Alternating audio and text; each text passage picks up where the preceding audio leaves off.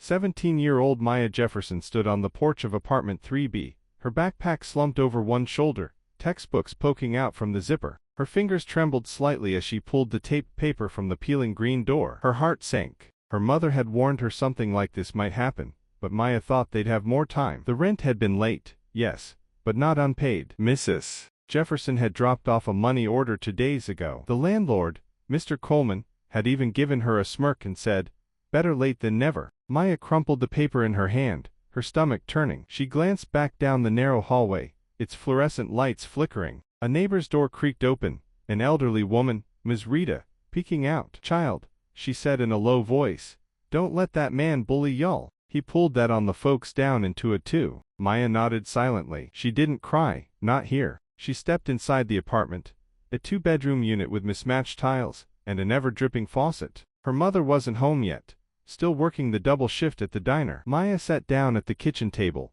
her books untouched. Her AP government textbook stared back at her, the spine bent from weeks of cramming for the finals. She exhaled slowly and pulled out her laptop instead. Landlord Eviction's Legal Rights Tenants Under 18. She began typing feverishly, her fingers fueled by adrenaline and fury. Within minutes, a maze of tenant laws, local ordinances, and housing codes opened up before her, like a treasure trove of ammunition. She read cases, cross-referenced county court decisions, and highlighted articles from HUD's website. Then she found it. In the state of Maryland, landlords must file a formal eviction through district court. A notice to vacate is not legally binding without a court order. Retaliatory eviction, especially after rent has been paid, is illegal. Her jaw clenched. That's exactly what this was. Maya stayed up past 2 a.m. documents and legal codes filling her screen. She pulled up the lease agreement she'd scanned on her phone when they moved in. Her mom had said it was, just in case. As the digital clock glowed red in the corner of the room,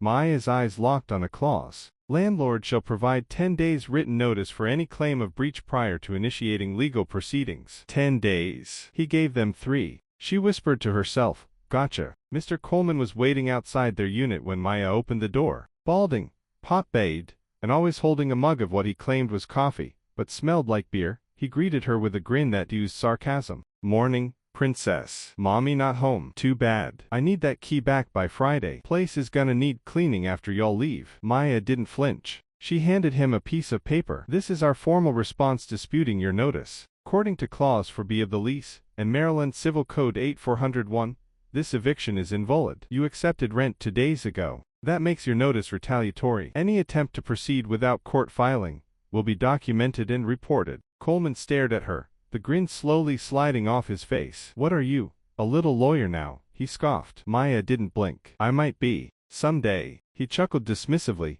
shaking his head. "You're just a kid. You think a judge is gonna listen to you? Don't waste your mama's time." She stepped back inside and closed the door without another word. Her mother, exhausted from working 60-hour weeks, sat across from Maya at the kitchen table. "You sure you want to do this, baby?" she asked. "We can try to find another place. Might take some time, but..." Maya shook her head. "That's what he wants, Mama. He thinks we're too poor to fight back. He's done this to the Jeffersons downstairs, to Ms. Rita, even the woman in 5A who had cancer. If we don't stop him, he's going to keep doing it." Mrs. Jefferson sighed. "Okay then, we fight." They gathered documentation, the lease, the payment receipts, the text messages Coleman had sent.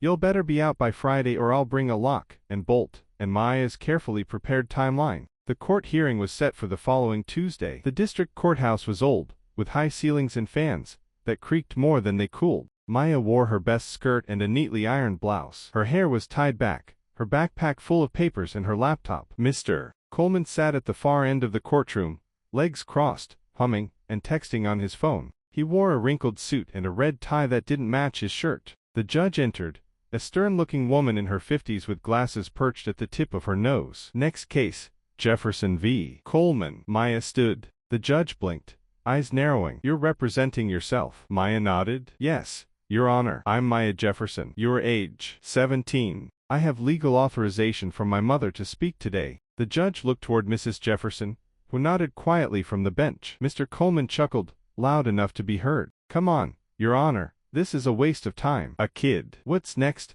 Sesame Street Court." The judge raised an eyebrow. "That will be enough, Mr. Coleman. Let's proceed." She took the stand, poised, her voice clear and steady. With the confidence of someone twice her age, she laid out the facts. The lease clause requiring 10-day notice. The receipt of rent accepted 2 days before the notice. Screenshots of messages showing threats of lockout. Maryland's law against retaliatory eviction. Documentation from other tenants he had displaced. She even brought up a county-wide complaint report showing for prior violations Coleman had received in the past 2 years. The judge sat back in her chair, listening intently. Occasionally, she asked a question. Maya answered each one calmly, citing law, page numbers, and timelines. Coleman, when called to speak, waved a hand. They're late all the time. I've got better tenants waiting. The judge replied, did you accept rent from them on June the 4th? He hesitated. Yeah, but then the 3-day notice is invalid. You cannot evict a tenant after accepting payment. You also failed to provide written 10-day notice of breach, as required in the lease. Maya sat quietly, watching Coleman squirm. The judge adjusted her glasses and made her ruling. The courtroom steps echoed beneath Maya's feet as she and her mother exited the courthouse. A warm breeze fluttered through the trees lining the city square. Maya clutched the stamped court order in her hands like a victory flag, but her mind wasn't on the win. Not fully. Mrs. Jefferson reached for her daughter's hand. You did something amazing in there. Maya smiled, then turned to her mom with a steady voice. We're not done yet, are we? Her mother shook her head. No, baby. Not if he's done this to other people. Maya nodded. Then we fight for them too. That evening, word had already spread. Maya was barely in the building when Rita stepped into the hallway with her walker and whispered, is it true? The judge ruled against him. Maya showed her the papers. Yes, Mom. We're staying. From across the hallway, the door to Unit 2 creaked open. A man in his mid-40s with oil-stained hands, Mr. Jackson, peeked out. He tried to throw you out too, he asked. He gave us 3 days. No court filing. Nothing legal, Maya replied. Jackson cursed under his breath. He did the same to me last winter. Said if I complained about the heating again, I'd be on the streets. Another voice piped up.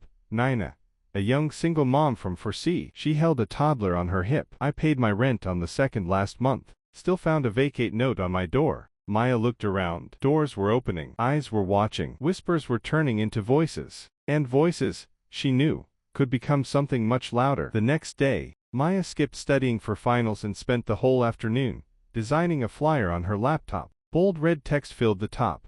Has your landlord illegally threatened you? Know your rights. Let's talk. Tenant meeting, community center. Saturday, 6 p.m. hosted by Maya Jefferson and concerned neighbors. She printed 25 copies at the local library. By sundown, they were taped in every hallway and slid under every apartment door. That night, Coleman stormed through the hallways, tearing down flyers, shouting about vigilantes and snot-nosed kids pretending to be lawyers. Maya stayed quiet. She knew intimidation was all he had left. Saturday evening arrived. The small community center room smelled of floor polish and metal chairs. Maya stood at the front in a modest black blouse, her notes on a clipboard. She expected 5, maybe 6 tenants to show. 22 people came. Mothers with children, elderly residents, students, and even a retired Navy man in a wheelchair. Each one had a story. Some were threatened, others overcharged. One woman, sobbing, explained that Coleman had entered her apartment without notice multiple times. Maya listened to each voice,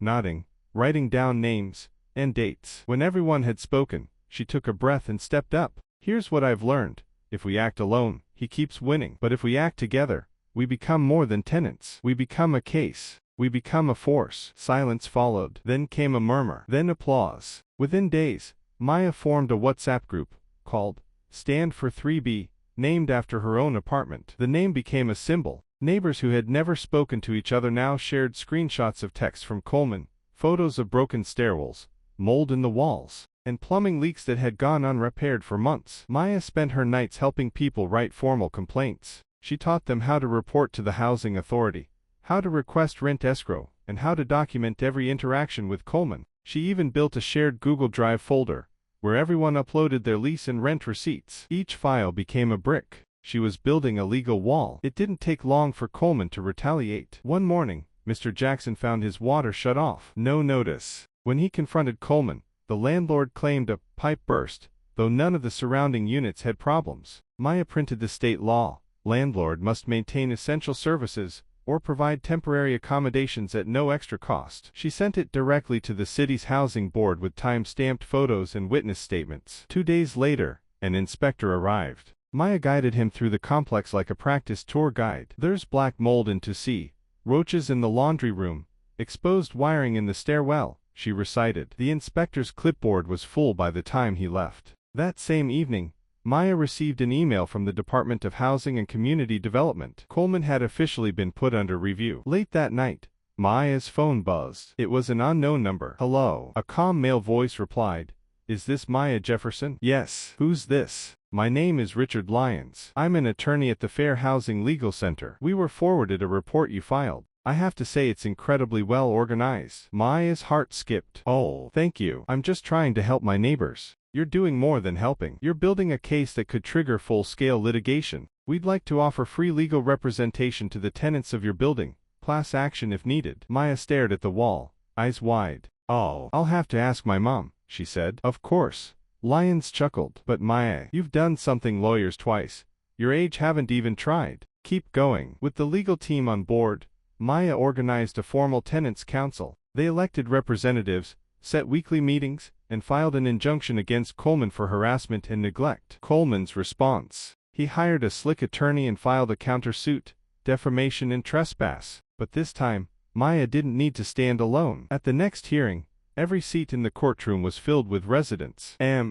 Rita in the front row, Nina bouncing her toddler, Mr. Jackson with his toolbox, and Maya, standing tall in front of the judge, surrounded by a team of real lawyers. The morning of the hearing felt like the calm before a storm. Maya sat quietly beside her mother and Mr. Lyons, the Fair Housing Legal Center attorney. Her black folder sat on her lap, neatly tabbed documents, photos, emails, printed housing codes, and copies of every lease she'd gathered. Across the courtroom sat Mr. Coleman, visibly sweating in his tight suit. His lawyer, a smug-looking man named Jarvis Blaine, wore an expensive watch and fake confidence. They whispered furiously before the judge entered. Then the bailiff stood up. "All rise." The Honorable Judge Darlene Mitchell presiding. The courtroom quieted. Judge Mitchell, a composed black woman in her late 50s, adjusted her glasses and scanned the docket. She looked at both sides, then her brow furrowed slightly. "Miss Jefferson," she said, "you're representing your building's tenant council." "Yes, Your Honor," Maya replied. "And I understand you are a minor." "I'm 17, but I have full legal representation." She gestured toward Mr. Lyons. Judge Mitchell smiled slightly. "I've read your filing. Quite impressive." Coleman's lawyer scoffed. "With all due respect,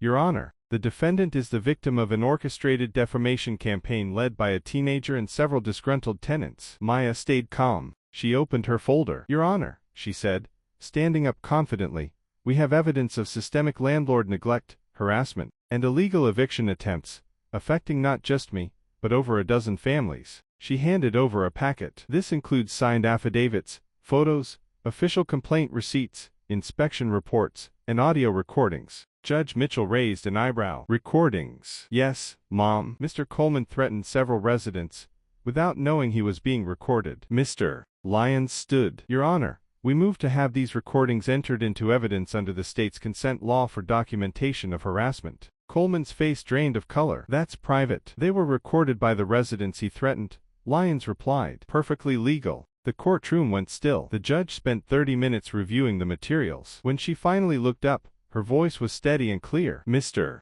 Coleman, based on what I've read so far, you've been operating this property in direct violation of multiple housing codes. Your actions suggest retaliation, neglect, and willful disregard for tenant rights." Coleman stood up. "But I own the property. I have the right to." "You have the responsibility to maintain livable conditions, Mr. Coleman," the judge interrupted. "Ownership does not give you immunity from the law." Maya watched him fumble in place. Then she stood up once more. "Your Honor, may I speak?" "You may. I'd like to submit a final document. It's a copy of Mr. Coleman's rental license, obtained from the city office." She handed it to the clerk. Judge Mitchell read it, then looked up with narrowed eyes. "According to this document, your rental license expired 6 months ago." Silence. Mr. Lyons leaned forward. "Which means every lease he's enforced since then is invalid. He has no legal authority to collect rent or evict anyone." The courtroom erupted in murmurs. Maya stayed still, eyes locked on the judge. Judge Mitchell exhaled deeply. "Mr. Coleman,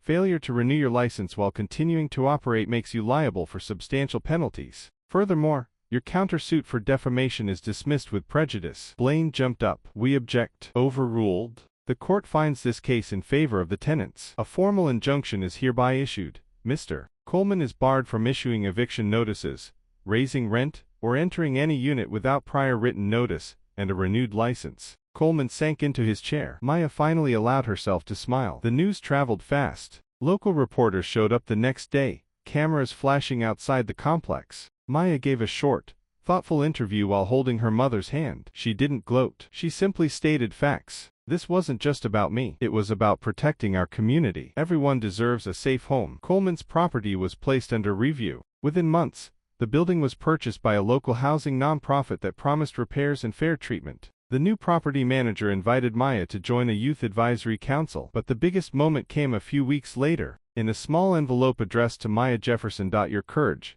diligence, and leadership have inspired more people than you realize. On behalf of the City Housing Board, we're offering you a Civic Justice Fellowship, including a summer internship and college scholarship. The law needs minds like yours. With admiration, Judge Darlene Mitchell. Maya read it 3 times. She turned to her mother with wide eyes. You did it, baby, her mom whispered. And you did it without shouting, just by knowing the truth and standing by it. Maya sat in a sleek, clean office at the Housing Legal Center, filing case documents for other tenants facing injustice. She was 18 now, a freshman in pre-law. Her phone buzzed. Text from Ms. Rita, to see, new mailbox is finally installed. The building looks beautiful. Thank you again, sweet girl. Maya smiled. She turned to her new mentor, Mr. Lyons. Ready for the next case? He asked. She nodded. Always. Because now, Maya wasn't just the girl from 3B. She was the reason the system started listening.